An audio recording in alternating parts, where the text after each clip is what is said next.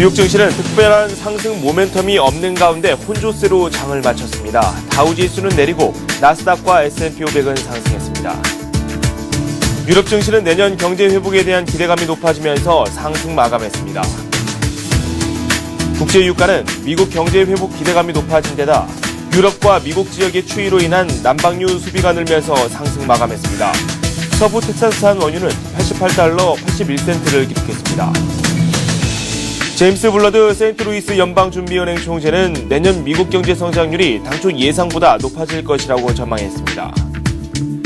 뉴욕타임즈는 지난달 미국 내 새 민간 일자리 5만 개 가운데 80%가 임시직이라고 밝혔습니다. 기업들이 임금 부담을 우려해 임시직 근로자 채용을 선호하고 있다는 분석입니다. 국제신용평가사 무디스는 아일랜드 은행 5곳의 신용등급을 낮췄습니다. 한편 스페인 은행들의 부실 채권은 부동산 관련 손실 등으로 지난 15년 내 최대 수준으로 늘었습니다.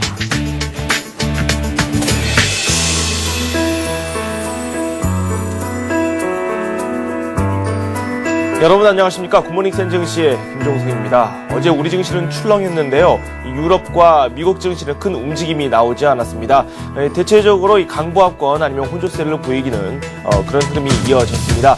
미국 증시 같은 경우는 다우 지수가 내렸습니다. S&P와 그리고 나스닥 같은 경우는 상승하는 움직임이 나왔는데요. 구체적으로 어떤 액션들이 나왔는지 살펴보도록 하겠습니다. 현대증권 광화문 지점의 안동우 과장 연결되어 있습니다. 안녕하십니까? 안녕하세요. 네, 3대 지수 주가 흐름이 엇갈렸습니다. 구체적인 내용 살펴보죠. 예, 미국의 경제 지표와 기업 실적이 호조를 보일 것으로 기대되고 버락 오바마 미 대통령의 감세안에 서명했다는 소식에 호재로 작용하면서 네. 미국 지수가 상승을 하다가 장막판 차익 실현 등으로 인해서 하락 다우 지수는 13포인트 하락한 11,478을 기록했고요. 나스닥은 6포인트 오른 2,649, S&P 500은 3포인트 오른 1,247을 기록했습니다. 이날 오바마 대통령의 8,580억 달러의 규모의 감세 정책 2년 연장안과 장기 실업자에 대한 실업수당 13개월 연장안에 서명했다는 소식에 경기 회복이 빨라질 것이라는 기대로 상승으로 출발했습니다. 그리고 제임스 블러드 총재의 미국 내년 경제 성장률이 시장 전망을 웃돌 것이라는 내용도 시장에 보탬이 됐고요. 지난 3분기 미국 GDP 성장률 확정치가 상향될 것이라는 것도 도움이 됐습니다. 하지만 유럽 재정 위기 우려와 마지막 연말을 앞둔 차익 실현 등으로 인해서 시장은 혼조세를 나타내는 모습이었습니다.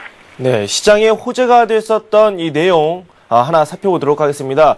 제임스 블러드 세인트루이스 연방준비은행 총재가 말했던 내용을 한번 살펴볼까 하는데요. 내년 미국의 경제 성장률이 예상보다 더 좋아질 수도 있다. 이런 취지의 발언을 했다고 하는데 어떤 내용이지요? 예, 제임스 블러드 세인트루이스 연방준비은행 총재가 내년 미 경제 성장률이 당초 예상보다 높아질 것이라고 전망을 했는데요. 2011년 GDP는 61년에 사람들이 생각했던 것보다는 높아질 것이라고 말을 했습니다. 이에 대한 근거로 연말 시즌 경기가 좋아 보이고 소매 판매도 좋게 나가고 있다는 점을 들었고요. 현재 분위기와 앞으로의 분위기가 좋은 징후로 이런 게 보일 것이다라고 설명을 했습니다. 다만 고용에 대해서는 미국이 성장세를 지속하고 경제 모멘텀을 만들어 나간다면 실업률은 낮아질 것이라고 하면서도 이 과정이 되게 느리게 진행될 것이라고 봤고요. 양적 완화 정책에 대해서도 지금까지는 적어도 적당하게 성공적이었다고 평가를 했습니다. 네, 고용이 개선되는지 여부가 향후에 이 미국 경제의 향방을 좌우할 것으로 보이는데 그런데 실리콘밸리에 있는 기업들이 이 고용을 점차 늘리고 있다고 하죠. 예, 실리콘밸리 쪽을 살펴보면은 IT 기업 위주로 특히 채용을 확대하고 있는데요. 그래서 캘리포니아 지역 경기 회복을 주도하고 있다고 월스트리트 저널이 보도를 했습니다. 지난 6개월간 그 기술업체들에 몰려있는 그 캘리포니아 북부 지역의 실업률이 다른 지역보다 빠르게 떨어지고 있는 거는 실리콘밸리 업체들이 채용을 확대하기 때문이라고 이렇게 말을 했습니다. 네, 그렇군요. 미국 내에서 뭐 특별한 경제 지표가 나오지는 않았습니다. 그렇기 때문에 시장에서 대두됐던 그런 이벤트성 재료들도 없었던 상황이었는데요. 유럽 쪽으로 좀 넘어가서 유럽 내용도 살펴보도록 하겠습니다. 먼저 마감 상황 짚어보죠. 예, 유럽은 그 금융위기를 촉발했던 그 리먼 브라더스 붕괴 이전 수준을 회복을 했습니다. 네. 그 스톡스 유럽 600 지수 같은 경우 이제 2008년 9월 10일 이후 가장 높은 수준을 기록했었는데요. 영국 같은 경우는 19포인트 오른 5,891, 프랑스도 17포인트 뛴 3,885, 독일도 36포인트 오른 7,018포인트를 기록했습니다. 또 유럽 같은 경우도 특별한 재료가 없는 가운데 내년 경제 회복에 대한 기대감이 높아진 점이 주가 상승을 이끌었고요. 그리고 그 현재 자산 운용사들이 채권 비중을 줄이고 주식 비중을 늘리는 과정에서 주가 상승세가 지속되고 있다고 해석을 했습니다. 현재 그러나 이제 그 유로존 주변 국가들의 신용 등급 강등 여파가 프랑스에까지 미칠 수 있다는 전망은 악재로 작용을 했고요. 지금 현재 프랑스는 이들 국가들 채권을 상당 규모 보유한 것으로 알려지고 있습니다. 현재 그 유럽은 최근 발표된 미 경제 지표가 일제히 개선된 모습을 보이면서 세계 경제 더블-D 우려가 완화됐다. 그리고 하지만 이제 유럽 재정위기가 사라진 것은 아니다라고 이야기를 했습니다. 업종별로 보면은 그 폭스바겐이 그 중국 시장 성장 전망 효과로 2.86% 상승하면서 자동차 관련주들이 일제히 상승했고요. 독일 반도체 업체인 그 ST 마이크로 일렉트로닉스 GDF, 수에즈 등이 2, 3% 정도로 올랐습니다. 하지만 소매업체들은 2% 가까이 떨어지는 그런 모습을 보였습니다. 네, 그리고 국제신용평가사 무디스가 아일랜드의 국가 신용등급을 강등한 데 이어서 이 아일랜드에 있는 은행 5곳의 신용등급을 또 내렸다라는 소식이 들려왔습니다. 구체적인 내용 살펴보죠. 예, 무디스는 그 아일랜드 은행과 보험사 5개의 신용등급을 하향 조정했다고 밝혔는데요. 또 그 무디스는 이날 스페인 은행 그 30개를 신용등급 하향을 위한 검토 대상에 올랐다고 말했습니다. 이는 그 직전 아일랜드 국가 신용등급 하향에 따른 후속 조치입니다. 지난 17일 그 무디스가 아일랜드의 국가 신용등급을 5단계 하향 조정하고 신용등급 전망을 부정적으로 평가하면서 나온 조치고요. 한편 스페인 은행들에 대한 그 어떤 조치도 지난주 스페인 국가 신용등급 강등을 검토하겠다고 밝힌 이후 나온 후속 조치라고 할 수 있겠습니다. 네. 그리고 그리스라든지 아일랜드, 스페인 이런 쪽에서 위기와 관련된 이야기가 꾸준히 나오면서 유로존 내에서 자체적으로 좀 위기를 한번 타개해보자 이런 의견들이 상당히 많이 나왔고 유럽 중앙은행은 국채를 계속해서 매입하는 움직임을 보여줬습니다. 그런데 유럽 중앙은행이 매입했던 이 국채 규모가 상당히 많이 줄었다는 소식이 들어왔거든요. 얼마나 많이 줄었습니까? 예, 그 유로존의 그 재정 위기 확산 우려가 높아지면서 이 유로채의 어떤 비중을 계속 높여왔었는데요.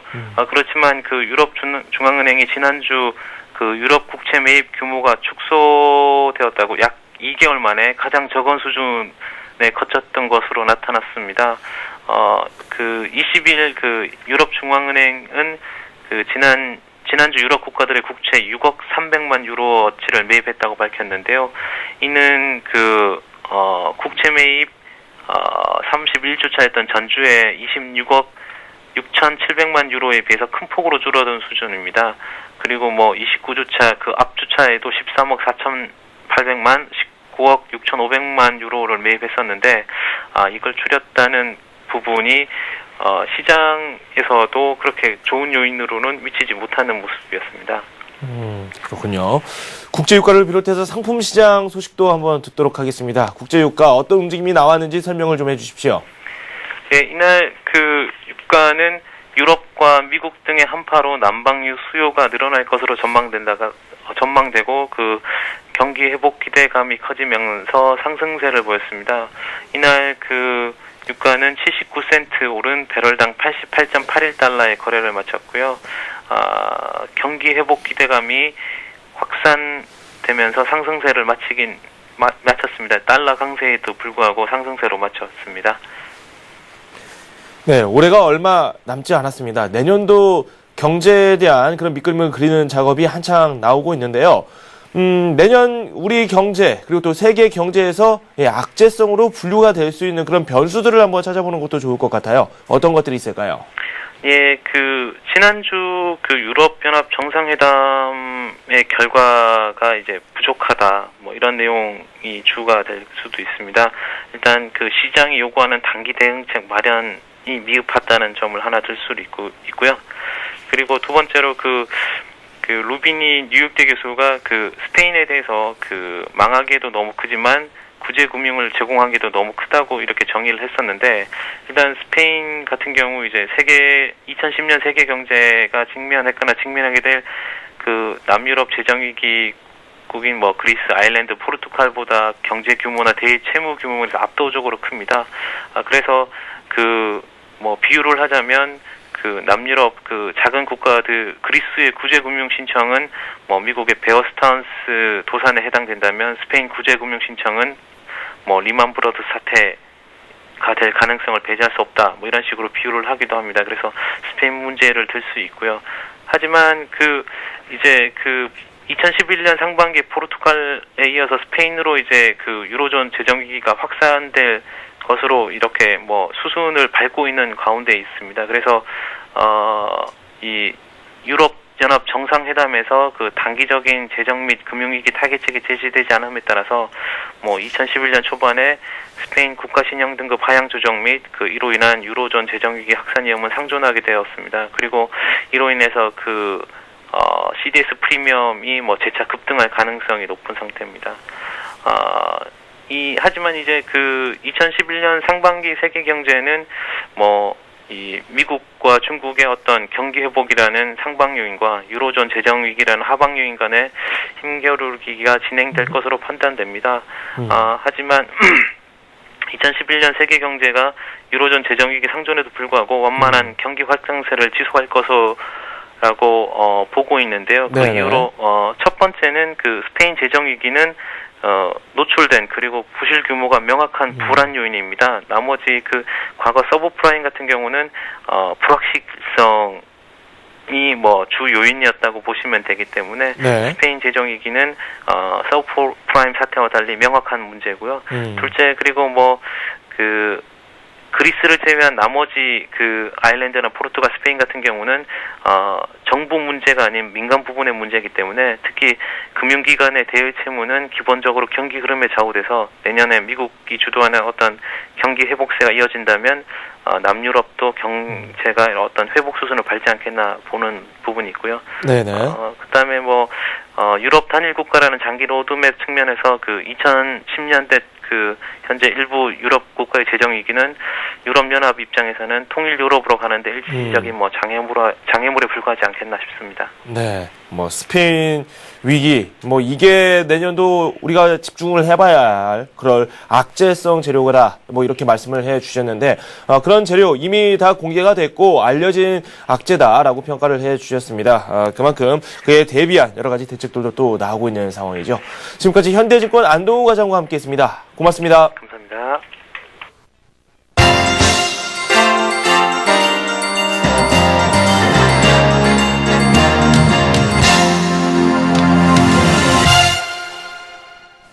안녕하세요. 글로벌투데이 박미라입니다.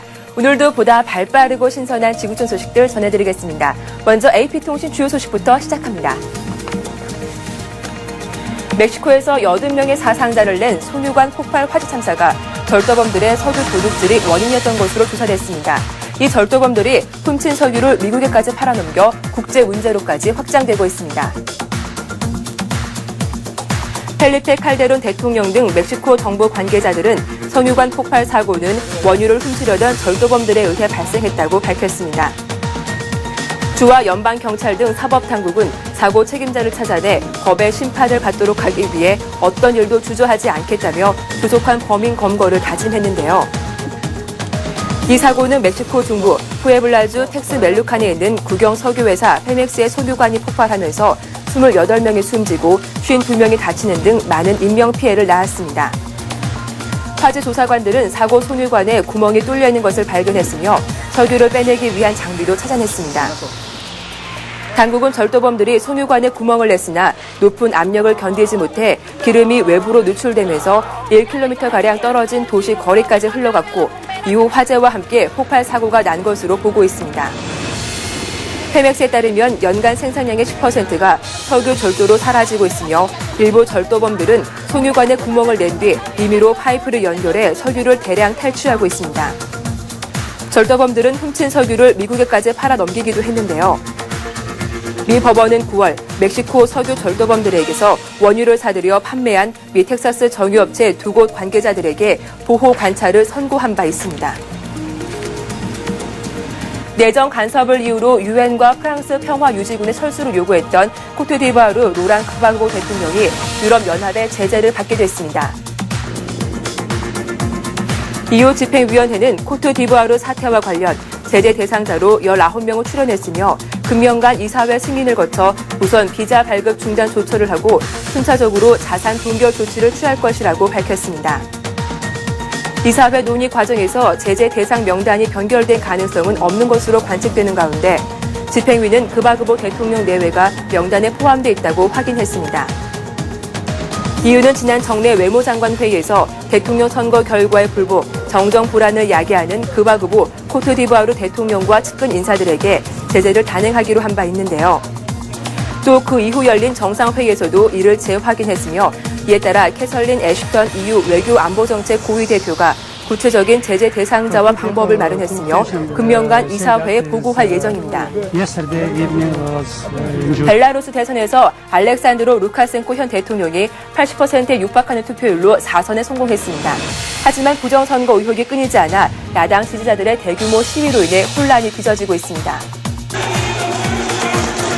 러시아 통신사 등에 따르면 벨라루스 중앙선거위원회 위원장 리디아 예르모시나는 민스크에서 열린 기자회견에서 루카센코 현 대통령이 79.67%의 득표율로 대선에서 승리했다고 밝혔습니다.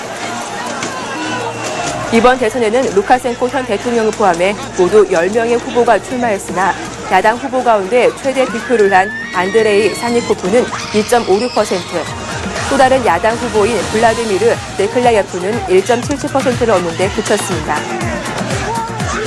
1994년부터 벨라루스를 통치해온 루카센코 대통령은 2001년과 2006년에 이어 네 번째로 대선에 승리해 장기 집권을 이어갈 수 있게 됐습니다. 하지만 이번 대선도 역대 선거와 마찬가지로 부정선거 의혹에서 자유롭지 못했는데요. 투표 직후 야당 지지자 수천 명은 수도 민스크의 중앙광장에 집결해 부정선거에 항의하는 대규모 시위를 벌였습니다.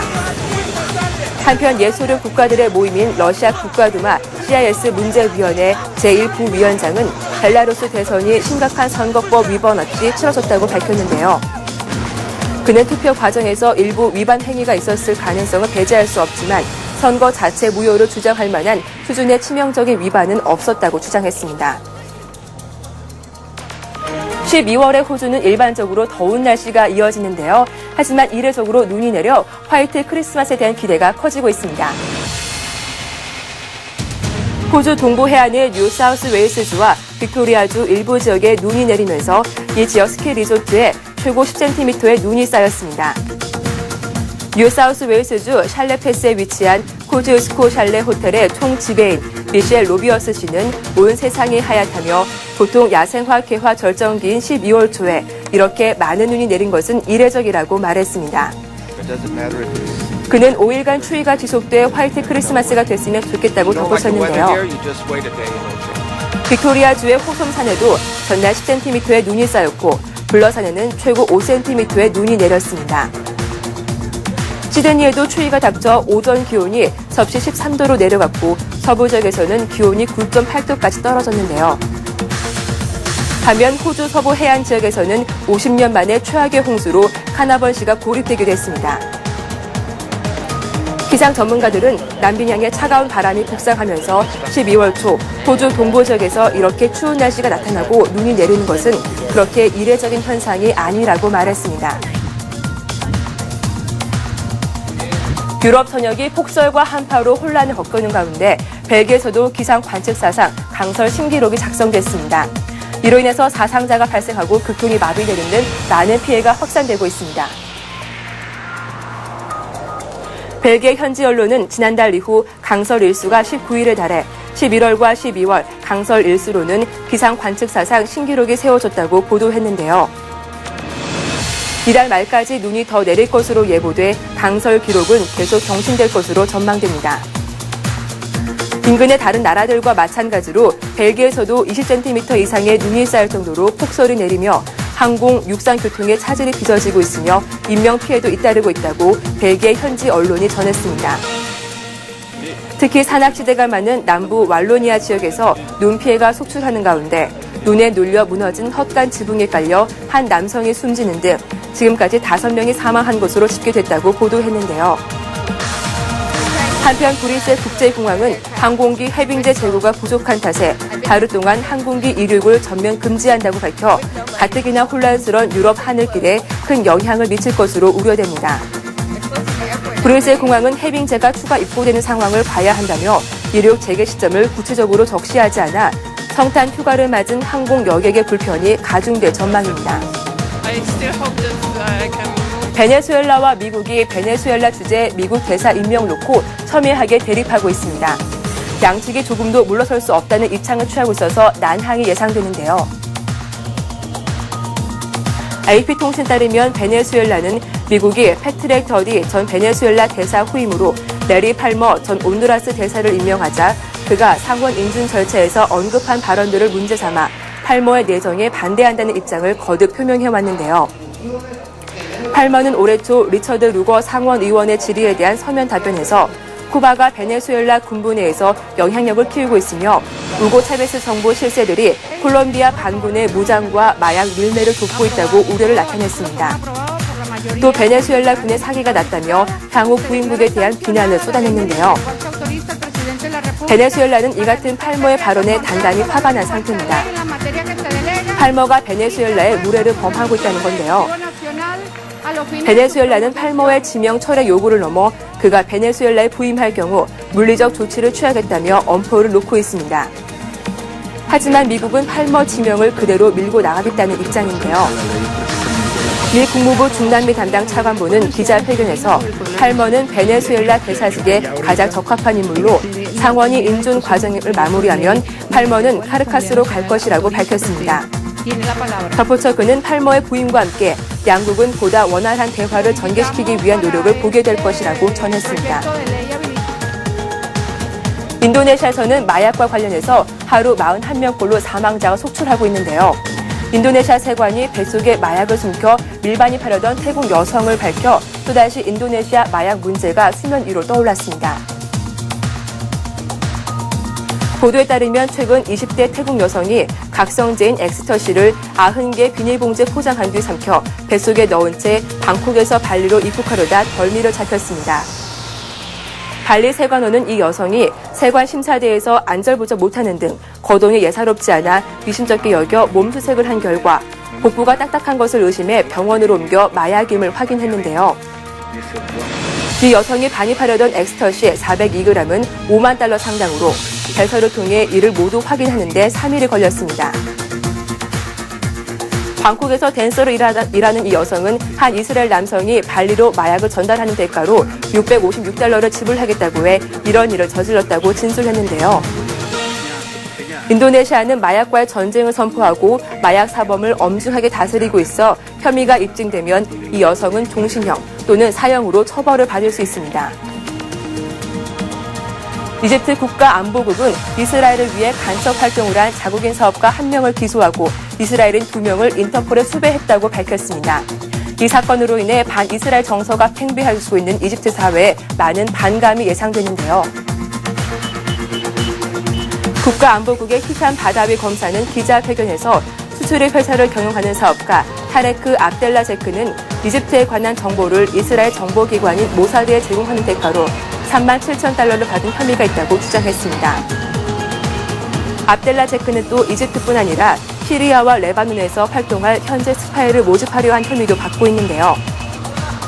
바다위 검사는 간첩 혐의를 받고 있는 이스라엘인 2명은 안보국의 검거를 피해 국외로 도주한 상태라며 이들 2명은 벌써 재판에 붙일 예정이라고 덧붙였습니다. 이집트는 1979년 이슬람권 국가 중 처음으로 이스라엘과 평화협정을 체결하고 국교를 수립했지만 국민 대다수는 여전히 이스라엘에 대한 반감을 가지고 있습니다.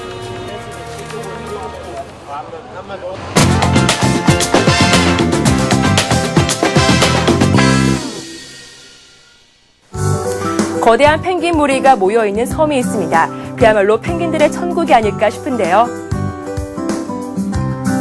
영국 데일리 메일은 남대서양 사우스 조지아 섬에서 멀리 떨어진 외딴 섬에 떼를 지어 살고 있는 펭귄 무리 사진을 공개했습니다. 영국의 사진작가 닉 가버트는 25만 마리가 넘는 새들의 보금자리인 이 섬을 여행한 뒤 섬의 매력에 푹 빠졌다고 하는데요. 그는 구애를 하는 2마리의 펭귄 앞에서 직접 사진을 찍기도 하고 바다를 향해 머리를 쭉 빼고 있는 펭귄들의 사진을 찍기도 했습니다. 닉은 가장 기억에 남는 펭귄에 대해 말하기도 했습니다.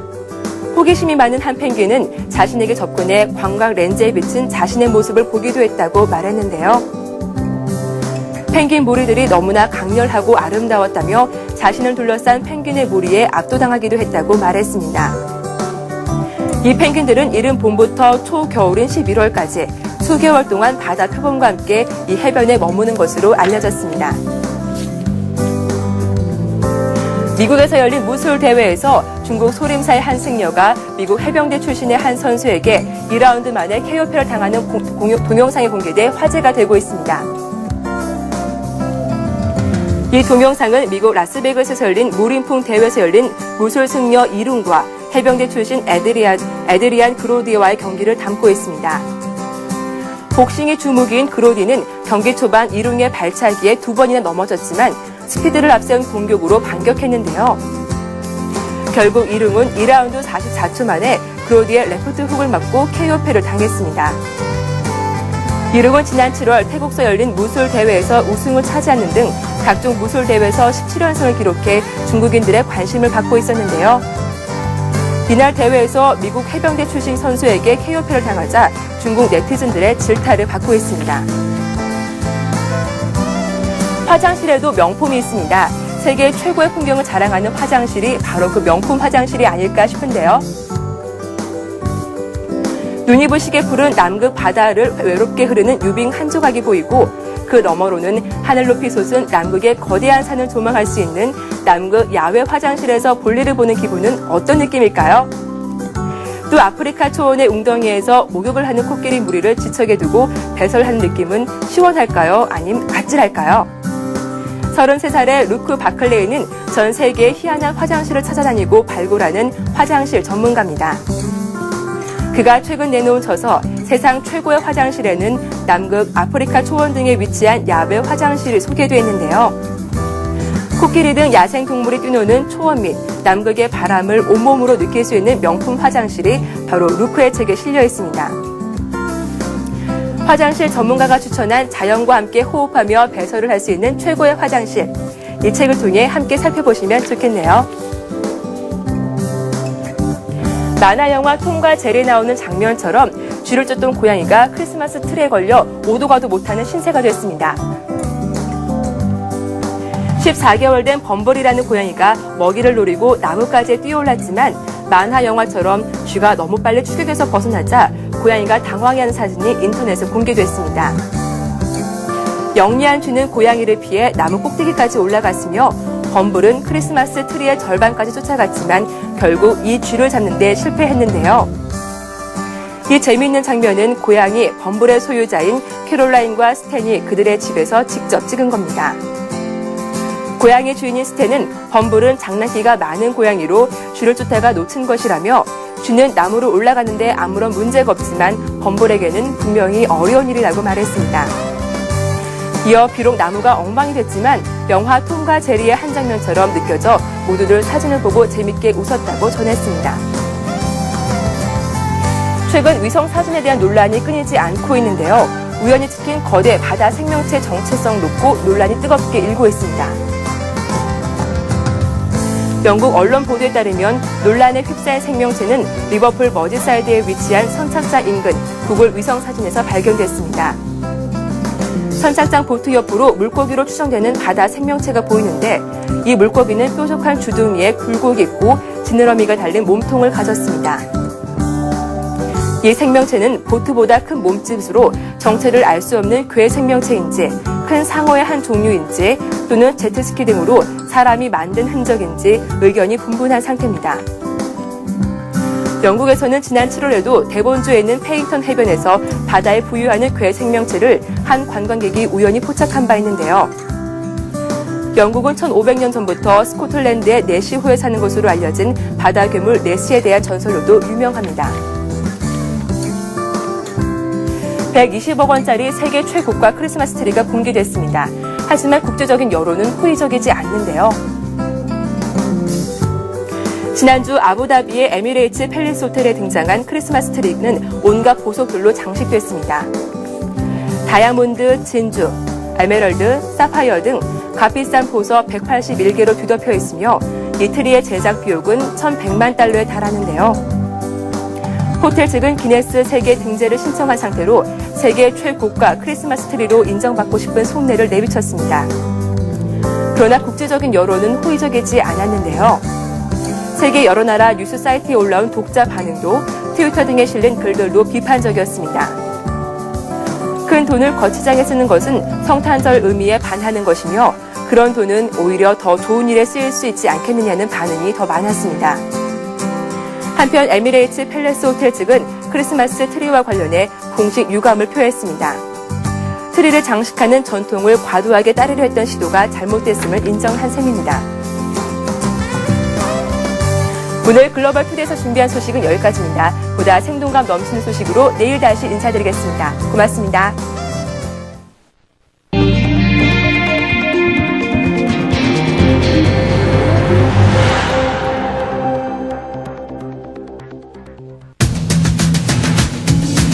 해병대 연평부대는 어제 오후 2시 30분부터 4시까지 1시간 30분가량 해상 사격 훈련을 실시했습니다. 이명박 대통령은 군사적으로 대치하고 있는 분단 국가에서 영토 방위를 위한 군사훈련을 하는 것은 주권 국가로서 당연하다고 밝혔습니다. 현대건설 채권단이 현대그룹 우선협상 대상자 지위를 박탈했습니다. 채권단은 이행보증금 처리 등을 포함한 원만한 분쟁 해결을 위해 협상 권한을 운영위원회에 위임하기로 했습니다. LG가 내년에 사상 최대 규모인 21조 원을 투자합니다. 올해보다 11.7% 늘어난 것으로 태양전지와 바이오시밀러 등 신사업에 많은 자금을 배정해 미래 준비에 주력할 계획입니다. 외환 보유액이 불어나면 단기 외채가 늘어나는 등 부작용이 적지 않다는 한국은행의 분석 보고서가 나왔습니다. 외환 당국이 3천억 달러 돌파를 눈앞에 두고 있는 외환 보유액의 증가 추세를 억제하겠다는 의지를 애둘러 표시한 것이 아니냐는 해석이 제기됐습니다. 근로자 10명 중 4명의 월급이 100만 원 이하인 것으로 조사됐습니다. 10명 중 3명은 연봉이 1,000만 원에 불과해 이른바 88만 원 세대에 속했고 연봉 1억 원 이상인 사람은 19만 6천 명으로 전체의 1.4%에 불과했지만 이들의 소득은 32조 원으로 전체 급여의 9%에 달했습니다. 네, 서울경제신문 이상훈 기자와 함께하도록 하겠습니다. 어서 오세요. 안녕하십니까?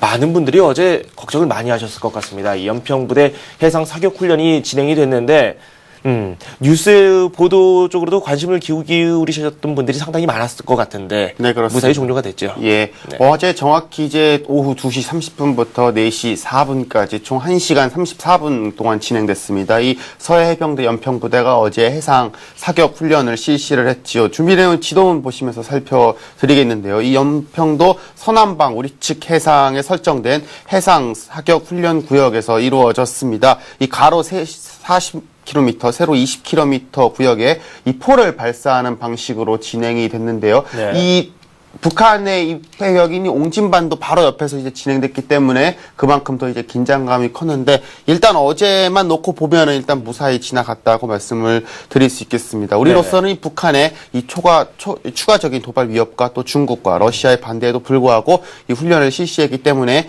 그만큼 이 안보 위기 상황에 대해서 좀 그동안 공언해온 그 좀 단호한 의지를 행동으로 보여줬다. 이러한 평가도 받고 있습니다. 이 K9 자주포 또 그리고 이 105mm 견인포 81mm 박격포 이거 총 1,500발을 쐈다고 합니다. 이 네네. 연평도 선한방 해상으로 발사를 해서 훈련은 성공적으로 일단은 이루어졌고요. 이명박 대통령 어제 이 훈련 상황을 보고 받으면서 이 군사적으로 대치하고 있는 분단 국가에서 영토 방위를 위한 군사 훈련을 하는 것은 주권 국가로서 당연한 일이다. 여기에는 누구도 개의할 수 없다면서 훈련이 끝난 후에도 북한의 도발에 대비해서 만반의 대응 태세를 갖춰야 된다. 이렇게 이야기를 했습니다. 북한은 일단 어제 이 연평부대 사격 훈련에 대해서 일일이 대응할 일고의 가치도 없다. 이런 식으로 설명을 했지요. 당장은 대응 공격을 하지 않을 것임을 시사했는데 현재로서는 뭐 오늘 내일의 문제가 아니라 앞으로 좀 이런 좀 지정학적인 리스크가 장기적으로 이 길어질 우려가 있기 때문에 그만큼 좀 시간을 두고 지켜봐야 될 것 같습니다. 네. 어제 이 해상 사격 훈련에 국내 금융시장이 즉각 반응에 나섰는데 장중에 출렁이었던 그 폭이 상당히 컸었거든요. 네, 그렇습니다. 네. 뭐 최근 들어서는 사실 이런 지정학적 리스크에 우리 시장이 굉장히 강한 모습을 보여줬는데 어제 같은 경우는 뭐 워낙 긴장감이 고조됐던 만큼 좀 장중에 출렁임이 굉장히 좀 심했다. 이렇게 설명을 드릴 수 있겠습니다. 어제 같은 경우 이제 코스피 지수가 이제 오전 한때 한 30포인트 가까이 이제 급락하기도 했습니다. 하지만 네. 물론 오후 들어서 반등을 하면서 결국은 좀 소폭으로 마감을 했지요. 특히 이제 외환 시장 같은 경우는 이제 조금 더 변동폭이 컸는데 네. 이 장 초반에 한 1160원대 정도의 고공행진을 이어가다가 오후에는 한 1172원대까지 이 치솟기도 하는 모습을 보였습니다. 네. 하지만 이 장 막판에 좀 이 유엔 핵살찰단의 이 복귀 소식이 들려오면서 여기서 또 반락을 해서 전날보다 오히려 이제 한 2원 정도 하락한 한 1150원에 네. 이 장을 마치는 모습들 또 보여주고 있습니다. 네. 하지만 전문가들이 이제 북한 리스크가 일단은 고비를 이제 안정을 되찾기는 했지만은 앞으로 연말까지 미니랠리 무난한 가운데 결국은 이 지정학적 리스크가 좀 앞으로 당분간 최대 변수로 떠오르지 않겠나. 어떻게 보면은 우리 시장에 그만큼 좀 북한 리스크가 커졌다. 이렇게 현재 분석을 해놓고 있습니다. 네. 코스닥이 상대적으로 취약했죠. 2.5% 어제 급락하면서 마무리가 됐지만 뭐 나머지 외환이라든지 코스피 시장 같은 경우는 점차 안정을 찾는 모습을 보여주었습니다. 그리고 어제도 현대건설 관련한 소식을 저희가 전해드렸는데 점차 계속해서 지금 안개 속으로 빠져들고 있어요. 현대그룹에 대한 우선협상 대상자 지위가 또 박탈이 됐거든요. 네, 그렇습니다. 현대건설 인수 문제 참 말도 많고 탈도 많은 문제인데요. 결국은 뭐 우려하는 대로 아니면 시장에서 이제 생각하는 대로 좀 어떻게 보면 예상대로 풀려간다. 네네. 이렇게도 말씀을 드릴 수 있겠습니다. 결국은 채권단이 이 현대그룹의 우선협상 대상자 지위를 최종적으로 박탈을 하는 쪽으로 좀 결론을 냈습니다. 네네. 이에 따라서 이 채권단은 이제 예비 협상 대상자인 현대차그룹과 앞으로 좀 협상에 나설 것으로 보이는데 네. 여기에 뭐 법적 논란까지 앞으로 계속될 거기 때문에 네. 앞으로 굉장히 시끄러워질 것 같습니다. 채권단이 이제 어제 주주협의회에 상정한 현대그룹과 이 주식 매매 계약 체결 안건에 대해서 네네. 절대 다수의 반대로 부결을 했습니다. 그리고 또 양해각서 해지 안건 같은 경우는 이 찬성으로 가결을 했다고 이야기를 했는데요. 이에 따라서 현대그룹 컨소시엄과의 이 현대건설 매각 논의 앞으로는 이제 이루어지지 않을 것이다. 이렇게 이야기를 해드릴 수 있겠습니다. 대신에 이제 현대건설이 보유한 현대상선 지분 8.3%는 시장에 분산 매각을 하기로 했는데요. 네. 이는 곧 무슨 얘기냐면 현대자동차가 설사 현대건설을 인수한다 하더라도 현대상선까지는 먹지 못하게 한다. 네. 한마디로 현대그룹의 현재 지위까지는 인정을 하겠다. 뭐 이러한 뜻으로 저희가 해석을 해드릴 수 있겠습니다. 네. 하지만 양측의 반응 굉장히 극명하게 엇갈리고 있지요. 네. 당장 현대그룹 같은 경우는 이 MOU 규정과 법에 위배돼서 명백한 무효다. 대한민국 M&A 역사에 이런 식의 폭거는 있었지 않았다. 이렇게 이야기하면서 모든 법적 조치를 취하겠다. 이렇게 공언을 하고 있는 상황입니다. 네. 반면에 현대차그룹 같은 경우는 굉장히 조심스러운 모습을 보이고 있는데요. 네. 이 채권단이 법과 입찰 규정에 따라서 공정하게 처리해주기를 기대한다. 이렇게 이야기를 공식 입장을 밝혔습니다. 현재로서는 괜히 뭐 좋은 내색을 했다가는 좀 네. 시장에서 오히려 좀 찬물을 끼얹을 수도 있기 때문에 네. 그만큼 조심스러운 모습을 보이고 있다. 이렇게 설명을 드릴 수 있겠고요. 네. 앞으로 이 문제를 둘러싸고 뭐 현대차그룹과 좀 조용히 이게 타결을 하기는 조금 힘들지 않겠나. 네. 이러한 전망들이 시장에서는 우세한 상황입니다. 네.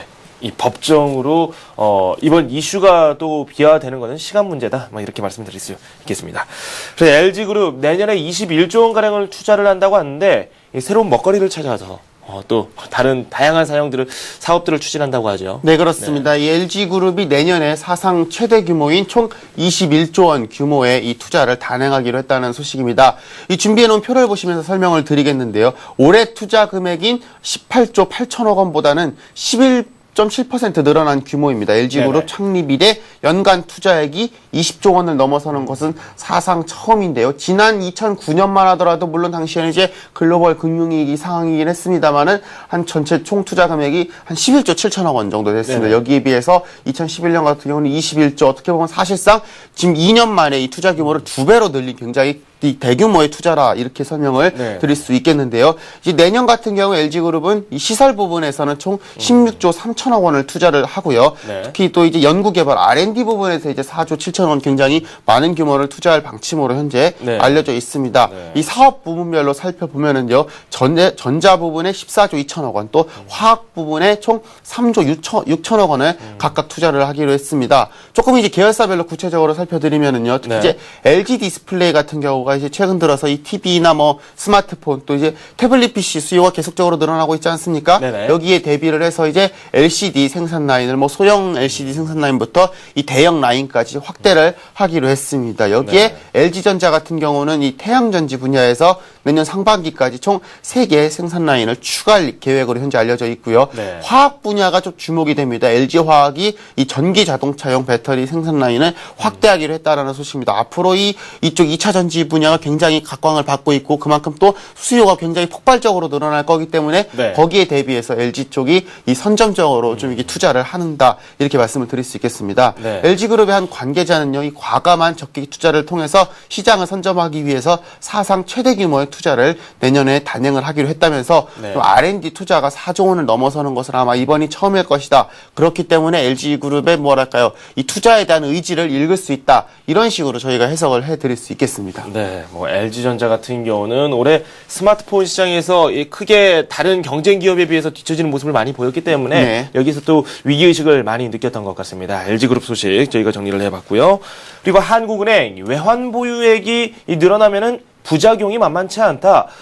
이런 내용을 담은 보고서를 내놨다고 하거든요. 네, 그렇습니다. 이 외환 보유액이 늘어나면은 단기 외채가 늘어나는 식의 부작용이 네네. 적지 않다라는 한국은행의 분석 보고서가 나왔습니다. 사실 물론 이제 이 정도의 부작용 같은 경우는 저희가 이 시간에도 꾸준히 지적을 드렸고요. 계속적으로 이 금융당국에서는 이야기가 나오기는 했지만서도요, 이 한국은행 통화당국에서 이러한 분석 보고서를 공식적으로 냈다는 측면에서 저희가 한번 주목을 해볼 수 있겠는데요. 네. 어떻게 보면 내용은 당연하지만 이 정부가 이 급격한 외화 유출입 차단을 위한 방책을 잇따라 내놓고 있는 시점에서 나온 것이기 때문에 그만큼 또 주목이 된다. 이렇게 네. 말씀을 드릴 수 있겠습니다. 이 외환 당국이 외환 보유액의 증가 추세를 억제하겠다. 이러한 의지를 현재 지금 애둘러 표시하고 있는 것이 아니냐. 이런 해석들이 현재 조심스럽게 이 힘을 얻고 있는 상황입니다.